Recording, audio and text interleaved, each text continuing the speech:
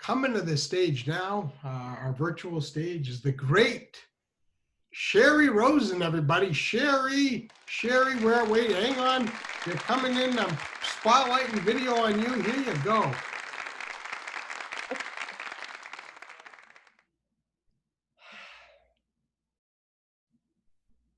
My 20-year-old cat, Betty, is really sick. I need to take her to the vet. Betty and I moved downtown to City Hall area a year after 9/11. They used to call it Ground Zero. Meanwhile, everybody was moving out and Betty and I moved in. Well, not only am I a book publicist, but I'm also a healer and an interfaith minister. And I felt compelled to move down after 9/11 that I could help heal the community. And Betty, in my office, when patients would come and I would give them healing, Betty, if it was okay with the patient, would jump on their lap and really calm them down. She was my assistant healer. And she's beautiful. She's the runt of the litter, but she has these beautiful golden eyes and this tortoiseshell fur. And we're in the vet's office, in the treatment room, and we're waiting for the vet.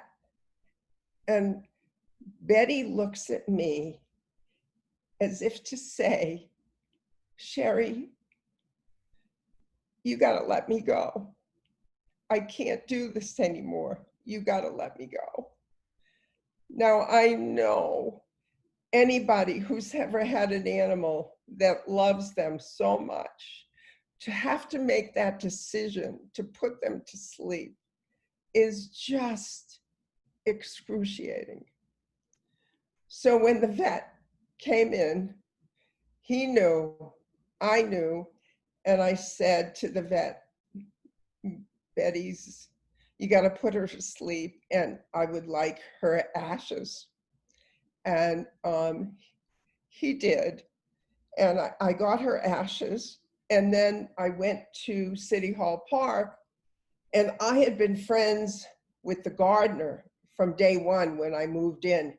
His name is Richard, and Richard is gorgeous, absolutely gorgeous.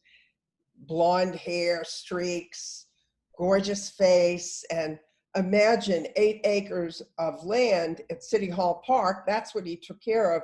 So he had a very strong body. So I asked Richard, I said, Richard, I have my cat Betty's ashes. Can I scatter them in City Hall Park?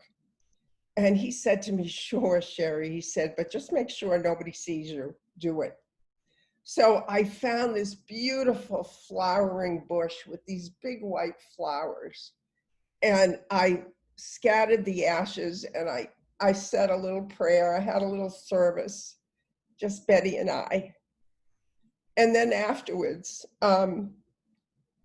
Richard came over to me and he said, you know, every spring we take up the tulips, and we're going to do it next Saturday.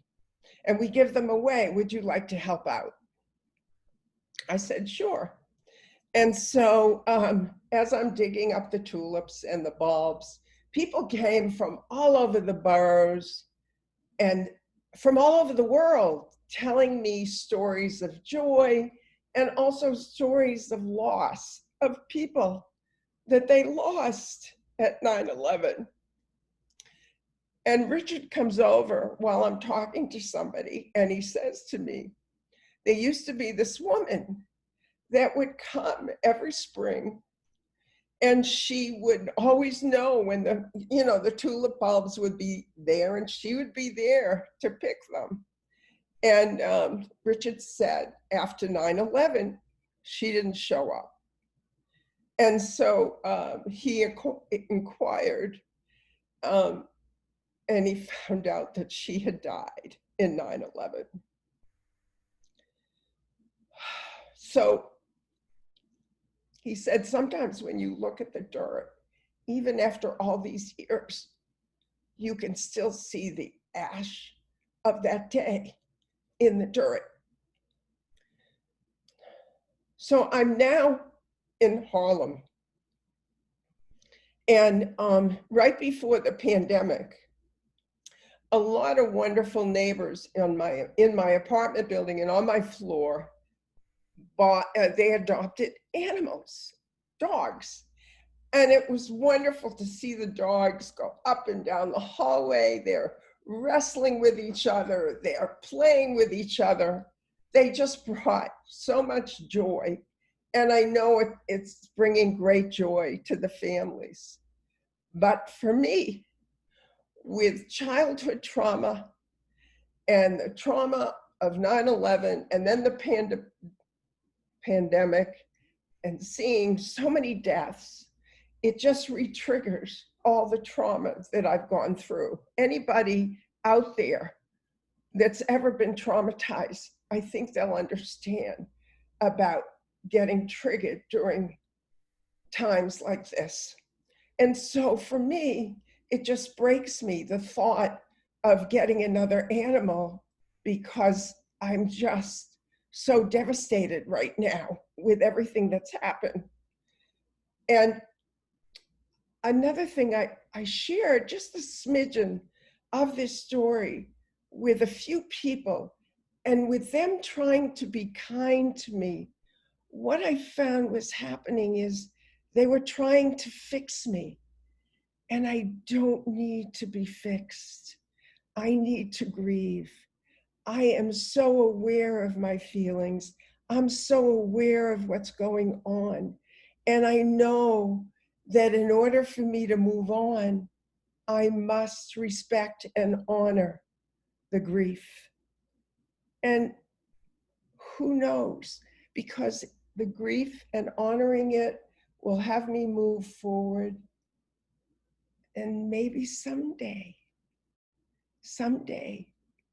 I'll get another animal. Thank you. Woo! Sherry! Bravo! Wow, Sherry. Great job, Sherry. Super job, Sherry. Oh, yeah. Awesome job. Awesome! Thank you. Sentimental. Great. Great job. Wonderful. Awesome job, Sherry. Fantastic, Sherry. Wonderful.